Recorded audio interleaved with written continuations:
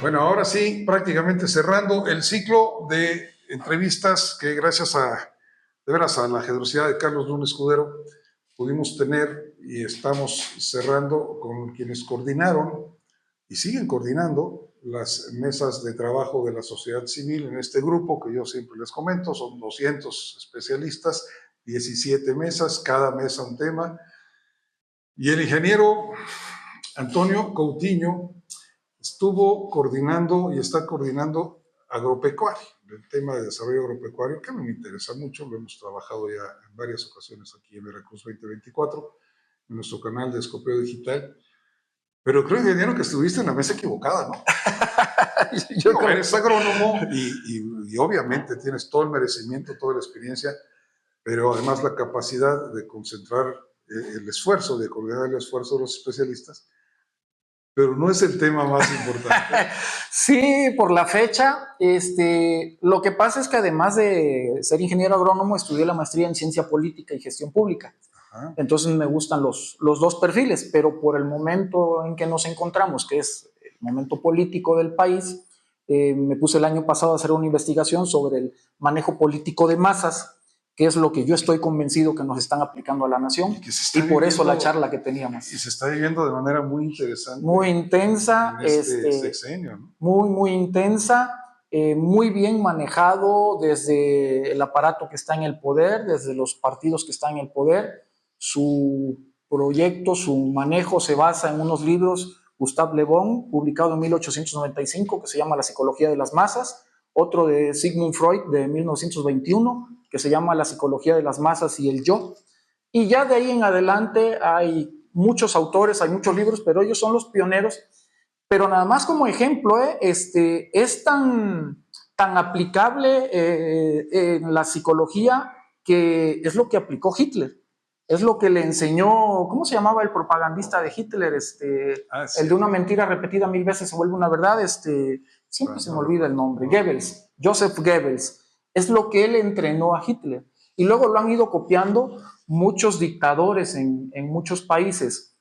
¿Por qué? Porque es conducta humana. La psicología de masas es parte de la psicología social. No soy psicólogo, pero derivado de la situación en la ciencia política vemos el manejo político de masas que se basa en bombardeo de comunicación y psicología. Y la creación de toda una tribu, por decirlo muy rápido, que se identificábamos en México como los chairos, ¿no? De que sí. Responden a señales. Sí, mira. Como una masa amorfa que ahí va, ¿no?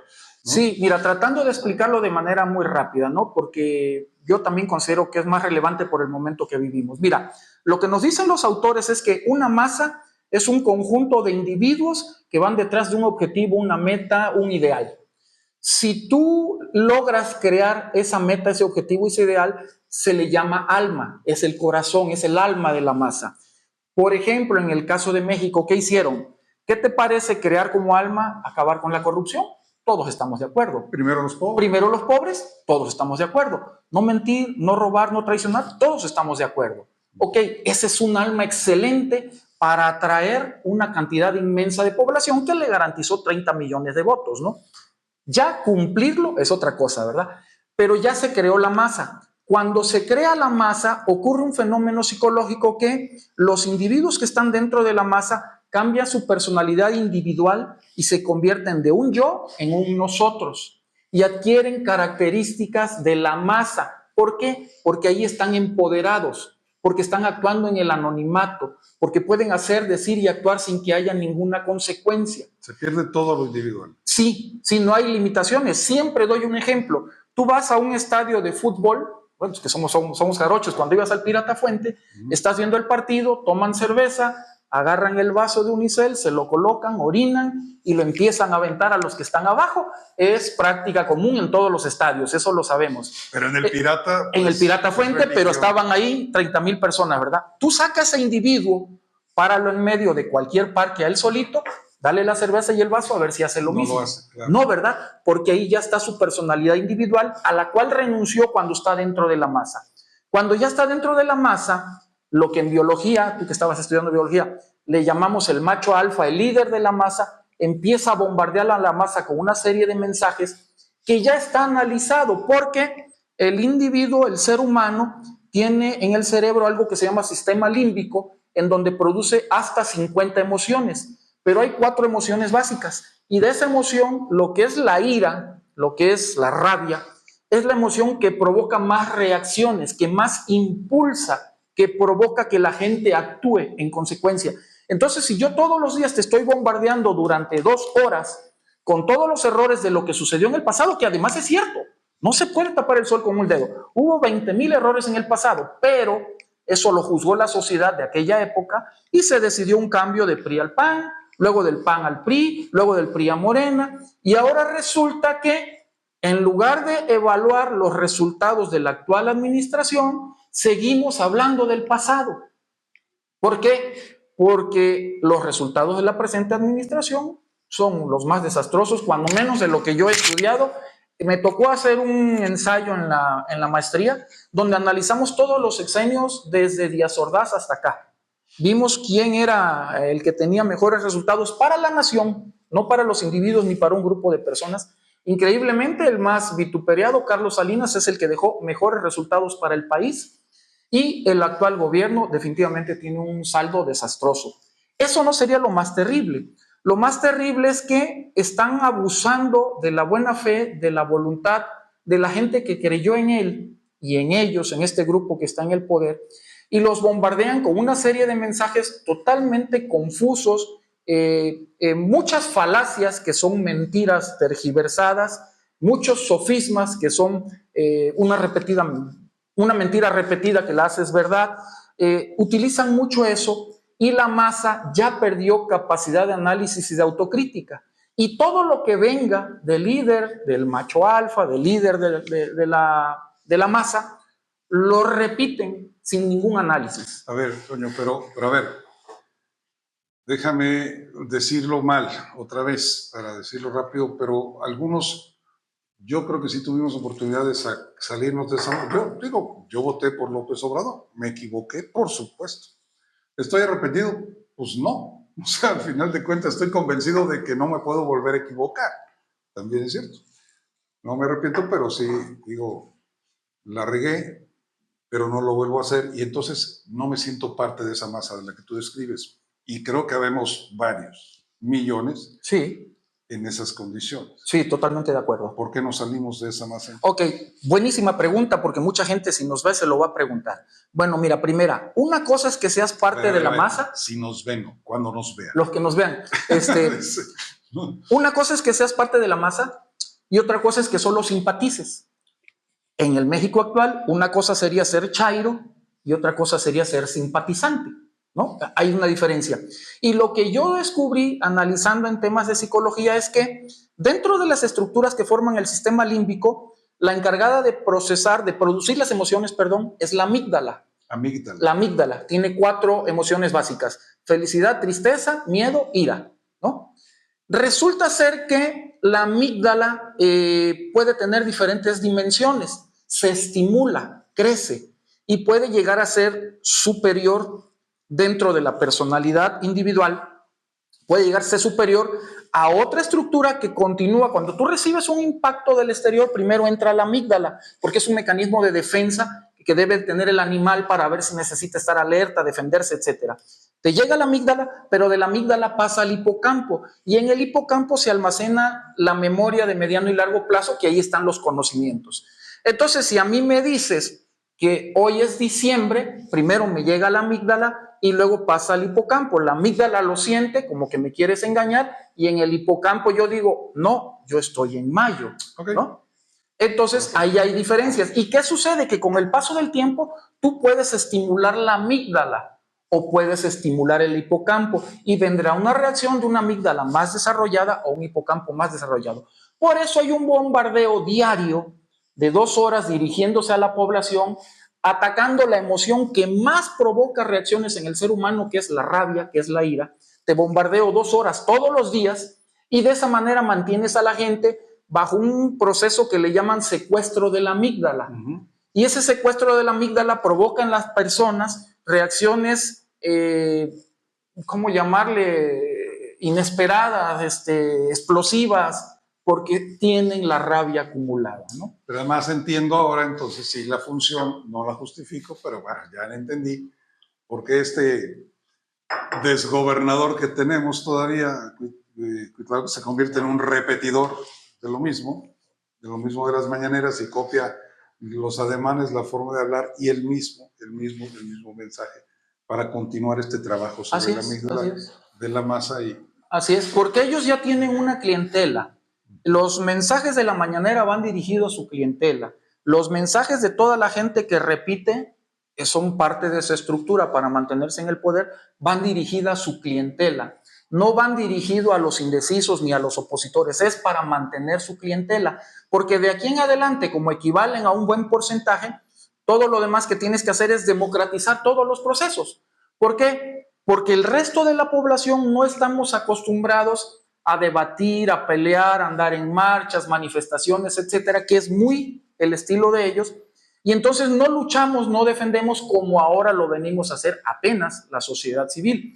Entonces, ¿qué sucede? Que cada vez que haya que tomar una decisión, sea por mayoría de votos, ellos van a tener mayoría, ¿no? Ahí está la declaración del presidente. A ver, ¿no? ¿eso es un hecho? ¿Van a tener mayoría el domingo? No lo creo. Okay. No lo creo. ¿Por qué? Porque del otro lado la oposición también ya detectó y está aplicando también en una parte psicología de masas. ¿Cómo? Nada más mostrando todo lo que han hecho. Lo que llaman ellos guerra sucia es la exhibición de los malos resultados. No puede ser guerra sucia mostrarte un documento y decirte, oye, mira, tú hiciste mal esto, tú aquí manejaste mal el dinero, tú aquí desviaste recursos. Todo lo que se hizo mal, pues está sujeto al escrutinio público, ¿no? Son gentes que trabajan con nuestros impuestos. Entonces, no creo yo que a estas alturas, ya con tantas cosas que se han mostrado y lo que hemos visto ya en muchas encuestas, no creo yo que ellos puedan repetir en el sentido en que van, ¿no? Creo que sí van a ganar posiciones, pero yo veo ya una tendencia natural a favor de Xóchitl Gálvez, yo veo una tendencia natural a favor de Pepe, y a nivel de distritos, yo he recorrido Perote, también veo favorable a la candidata de Perote y Coatepec. Es lo que yo he podido ver, porque son las zonas donde yo me muevo por razones naturales de mi desempeño, ¿no? Entonces, no la tienen fácil. El problema que tenemos los mexicanos es salir a votar. Porque como ellos tienen un aparato cautivo a través de todas las estructuras de gobierno, de manejo de presupuesto, de diferentes fuerzas fácticas, ellos van a poder movilizar mucha población, su clientela. Y de este lado, cada individuo estamos saliendo de manera voluntaria. Entonces, la clave es, como lo han repetido todos, es que salgamos a votar del 65% de la población en adelante, según lo que yo también he podido estudiar. Si calculamos 65% del electorado, que normalmente para gobierno del estado de Veracruz anda entre 60 y 62, no está descabellado subirle 3 puntos. ¿Por qué? Porque un punto anda significando más o menos 35,000 personas, de acuerdo a cómo viene el comportamiento. ¿Qué es lo que a mí me preocupa como ciudadano? Que gane Pepe o Xóchitl por 3, 4 puntos y hay que pasar todavía una ruta pues ya hay mucha manipulación, todos vemos muy infiltrado las instituciones electorales, tenemos mucha preocupación de lo que sucedió en el Tribunal Electoral, que hubo un motín ahí adentro y que todo apunta, según el manejo de medios, que hubo una manipulación para mantener el control ahorita en el proceso, en las impugnaciones, más todo lo que puedan hacer para la movilización. Entonces, lo que nos preocupa es que obviamente ellos no quieren perder, ¿verdad? No quieren soltar el poder, entonces obviamente están recurriendo a todo lo que tienen a su alcance, y eso solo se puede combatir con una enorme participación electoral. Si el comportamiento electoral es tradicional, vamos a quedar tablas. Y si quedamos tablas, ellos tienen muchas cosas a favor. Por ejemplo, las instancias a la hora del cierre de casillas, pueden ahí aplicar operativos de barrido con ciertas estructuras de gentes, como pasó ahorita en la marcha del Zócalo, ¿no? Contratas una bola de malandros, bloqueas las calles, etcétera, etcétera. Entonces, hay muchas cosas que ellos todavía pueden hacer. Por eso la clave es la participación de la sociedad civil. Y temprano. Y lo más temprano posible, porque sí, para asegurar que no se acaben las boletas, ¿no? Porque luego puedes llegar a las 5 de la tarde y te digan que ya no hay.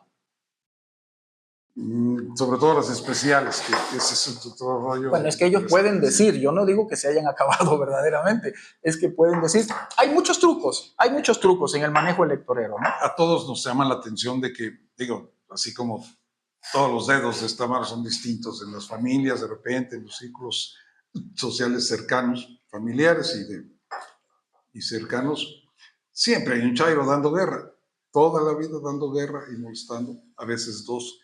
Pero ahora entendemos cómo es que llegó a esa condición. Está interesante, ¿no? Está bastante interesante. Está basada en cuestiones, pues, bien está muy estudiado. Mira, el libro se publicó en 1895, tiene más de 120 años, ¿no? Pero además lo aplicó Hitler, lo aplicó Hugo Chávez, lo aplica Nicolás Maduro, Vladimir Putin. Hay muchos dictadores, bueno, que en ciencia política se les llamaría más bien tiranos, que llegaron al poder aparentemente por vías democráticas, pero aplican todo esto y se mantienen. Y por ejemplo, ahí entra también el tema del discurso dirigido a la emoción, a la rabia. Por decirte un dato, ahorita las últimas 20 elecciones en el continente americano, los que utilizaron el discurso para atacar a la amígdala ganaron 19. ¿Quién fue el único que no pudieron ganarle? Maduro. ¿Por qué? Pues por lo que estoy comentando, porque él ya tiene el control de todo el aparato, ¿no? El Congreso, el Poder Judicial, los medios de comunicación, las Fuerzas Armadas, el dinero. Entonces, aunque del otro lado hubiera un discurso encendido atacando a la amígdala, pues él mantuvo el control, ¿no? Bueno, vamos a nuestro tema. Vamos a nuestro tema. Después de este cotorreo. ¿Cómo hacer chambear al hipocampo? Ese es el bueno. Ese es el ¿no? tema. Ese es el tema, es el bueno. Que es educación. Entonces, si tú alteras la educación en los libros de texto, en la educación básica, también modificas al individuo del futuro. Claro, es que crear buenos recuerdos a través de información, de educación. Pero también el manejo de las redes sociales, no, de los medios formales de información es interesante, ¿no? Sí. Bueno, son las herramientas. Sí, ¿no? Hay un japonés que está estudiando mucho ahorita el tema de lo mismo de psicología de masas, pero aplicado en las redes. Es un tema en desarrollo, porque efectivamente las redes en este momento ya son, aunque es intangible, es algo que verdaderamente existe, ¿no? Pues como hemos visto, el tema agropecuario fue toral durante toda la campaña. ¿Por qué? Porque Veracruz, merece atención en ese sentido, merecía atención en ese sentido luego de un diagnóstico que nos dio una imagen muy clara de lo que se perdió en Veracruz, ¿no? Sí. Después de ganar batallas de azúcar, batallas de arroz, de sustentar el potencial agropecuario, agrícola, pecuario y ganadero y más de Veracruz nos daba para ser una nación exitosa por sí misma, de repente estamos importando todo.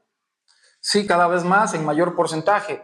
Fíjate que yo recuerdo muy bien cuando estaba estudiando en la Facultad de Agronomía de aquí de la ciudad de Jalapa, recuerdo muy bien una clase donde nos dicen algo que me pareció muy simple y muy lógico. Era yo un adolescente y ahorita dices, no puede ser. Lo primero que nos enseñaron es que los países de primer mundo lo primero que hacen es asegurar la soberanía alimentaria. Claro.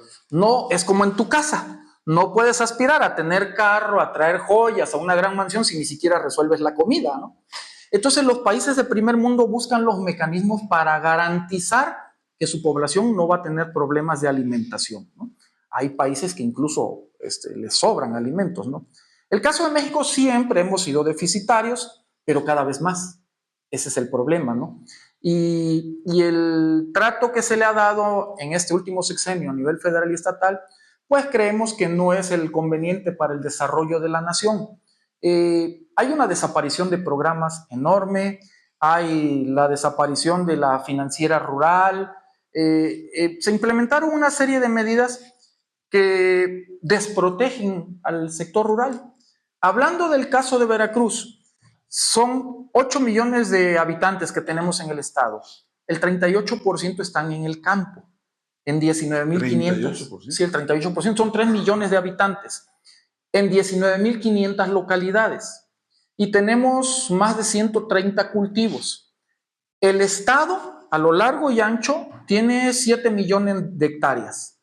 De esos 7 millones de hectáreas, el potencial, de acuerdo a las características del suelo y del cielo, para poder realizar actividades agrícolas, pecuarias o forestales, es en 6 de los 7 millones. De las hectáreas. Sí, de todas esas hectáreas del estado, en 6 millones tenemos un potencial maravilloso, ¿no? Por características naturales del estado. Tenemos más de 700 kilómetros de litoral y 165,000 hectáreas de aguas continentales para lo que son las actividades pesqueras. Somos el segundo o el tercer estado en disponibilidad de agua por escurrimientos a lo largo del estado, a pesar de lo que acabamos de platicar, porque el 14 de febrero de este año, la Secretaría de Protección Civil de aquí del Gobierno del Estado anunció que venía un estiaje severo para 118 municipios de nuestro estado. Yo creo que por eso Pepe Yunes salió a decir, cuando el presidente anuncia que van a hacer un acueducto de los ríos de Veracruz, del río Pánuco para Nuevo León, él dice, sí, pero primero Veracruz. Porque Pepe identifica perfectamente que sí, de acuerdo al 27 constitucional, el dueño de las aguas, el que dispone, el que administra las aguas es el gobierno federal, pero Veracruz también es parte del gobierno federal. Nuestros 212 municipios son parte del gobierno federal y estas aguas están en nuestro territorio y hay 118 municipios que justamente ahorita ya estamos pagando las consecuencias, ¿no? Claro. Entonces, el potencial del estado de Veracruz es enorme, ¿no? De estos 3 millones de veracruzanos en el campo, el 52% son mujeres. ¿Por qué es importante? Por el fenómeno migratorio. Ya ven que antes de esta administración federal y estatal se había detenido la migración de mexicanos hacia el norte, más bien éramos zona de tránsito. Pero ahora ya otra vez los mexicanos están emigrando. Expulsadores. Sí, porque ya nuevamente tenemos problemas de inflación, bajo poder adquisitivo. Inseguridad brutal, falta de empleos. Entonces ya la gente está buscando oportunidades nuevamente, ¿no? Esto en el campo pega durísimo, porque se va el padre, el hermano mayor, y se queda el terreno, la parcela, sin quien la trabaje. Entonces luego las mamás, las hijas, las hermanas, las tías se hacen pedazos para atender a la familia y todavía trabajar la parcela. ¿Esto por qué es importante? Porque lo que quiero aquí destacar es que la población rural, el sector rural, es un modo de vida. Esto lo he venido recalcando en todas las pláticas, porque siempre que hablamos del sector agropecuario y pesquero hablamos desde la visión económica, ¿no? Tantas hectáreas, tanto volumen de producción, tantos pesos, tantas exportaciones, tanto numérico. Pero es que ahí hay 3 millones de personas que tienen un modo de vivir distinto de lo que es en la zona urbana o en la suburbana. Y esas gentes han visto alterado muchísimo su forma de vida. Un ejemplo, yo tengo 59 años. Yo precisamente cuando empecé a estudiar agronomía, yo recuerdo que ibas al campo y tenías las gallinas, agarrabas huevos. Tenías la vaquita, te servías leche. Había hortaliza en el traspatio. Ahora compras los huevos en la tienda, compras los litros de leche en la tienda, ya no se hace tortillas en la casa, se compra en la tortilladora. Y entonces resulta ser que los que son los encargados de la producción primaria le compran ahora a las tiendas. Dejamos de producir hasta para la sobrevivencia, ¿no? Y eso nos ha llevado a un montón de problemas porque ahora la gente tiene que conseguir dinero para vivir, aunque tenga los medios de producción en casa, ¿no? De ahí que la importancia de tener, como teníamos en la financiera rural, una banca para el sector que debía tener tasas preferenciales, que tenía que entender los tiempos, los plazos, las formas del tipo de crédito que necesitaba o que necesita la gente de campo, siempre será más valioso que la actual banca comercial, ¿no? Es muy fuerte ese impacto, ¿no? Perder la posibilidad de financiamiento porque pues sin dinero entonces ya ¿qué haces? ¿Por qué Pepe, frente a este panorama, digo, yo no es que lo vea muy confiado, tampoco voy a exagerar, no lo veo muy seguro, pero ¿por qué tiene claro que sí se puede resolver? Ok, fíjate que Pepe, de las cosas que más lo he visto que se ha especializado es en sí, el tema de financiamiento. Claro, totalmente. Es algo que él ha estudiado mucho como legislador y ha estado viendo las opciones. El presupuesto que maneja el Estado de Veracruz no se puede menospreciar, son más de 120,000 millones por año, ¿no? y lo que hemos platicado con él, lo que él tiene interés de lograr es que el gobierno del estado utilice recursos para detonar otros recursos. Él puede meter inversión directa al campo con recurso propio del gobierno del estado. Él puede, que es una de las ideas que más trae, disponer un fondo, una cantidad de recursos que sirvan como garantías líquidas para que proyectos altamente rentables jalen recursos de la banca, el gobierno pone la garantía líquida y entonces se multiplica la cantidad de circulante del campo. Esa es una de las que veo que él le apuesta más. Eso ya dio éxito en otras ocasiones, en otra administración del pasado, y él lo trae muy presente. Y es que en el campo, mira, el campo lo podemos ver de dos formas. Una es como el desarrollo de la comunidad, en donde el protagonista es la persona, el individuo, los seres humanos, y el otro es la parte económica, donde vemos las unidades de producción, cuántas hectáreas, cuántas cabezas de ganado, cuántos cerdos, cuánto. Tradicionalmente los gobiernos que yo he visto, y pues yo vengo viendo esto desde la época de antes de Chirino, me parece, lo vengo observando, todos le apuestan a la parte económica.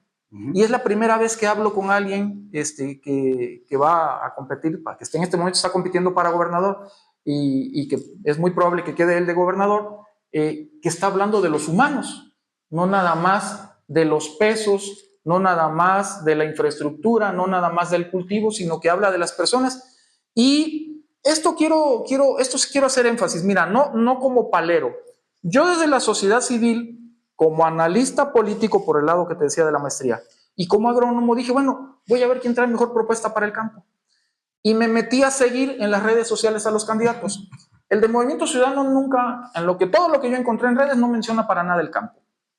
La candidata menciona 3 líneas. Mencionó un programa de fertilización, que es bueno.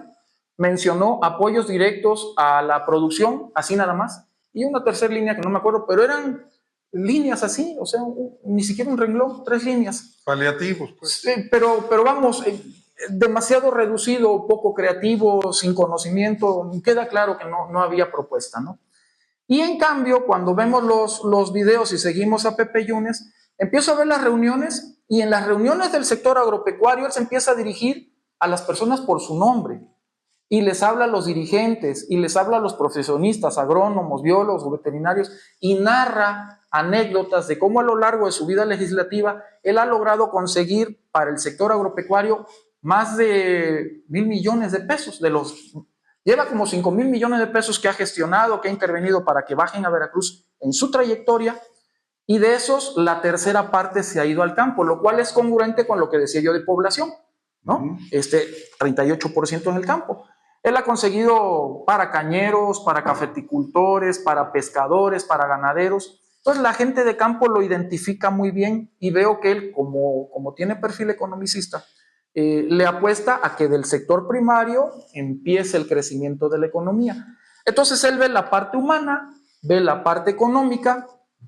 Y cuando nos invita el doctor Carlos Luna a formar parte de la sociedad civil para hacerle propuestas a Pepe, elaboramos un documento entre varios colegas. Ahí está participando muy fuertemente el maestro en ciencias Martín Pavón Rivera, el doctor Ramón Sánchez Cid, el ingeniero Alejandro Chicuellar, Marco Vinicio Hernández, y una serie de compañeros, Israel, no se me vayan a olvidar, mejor ahí me detengo. Han estado participando varios compañeros, cada quien aportando. Y luego entre nosotros, en el gremio de los agrónomos, somos muchas corrientes, todos somos amigos y pues prácticamente todos estamos simpatizando con la propuesta de Pepe. Y cuando proponemos, técnicamente coincidimos al 80% de las propuestas, porque técnicamente la atención del campo es muy similar, ¿no? Muy similar. Hay pequeñas varianzas en un 20% entre qué le daría prioridad uno u otro.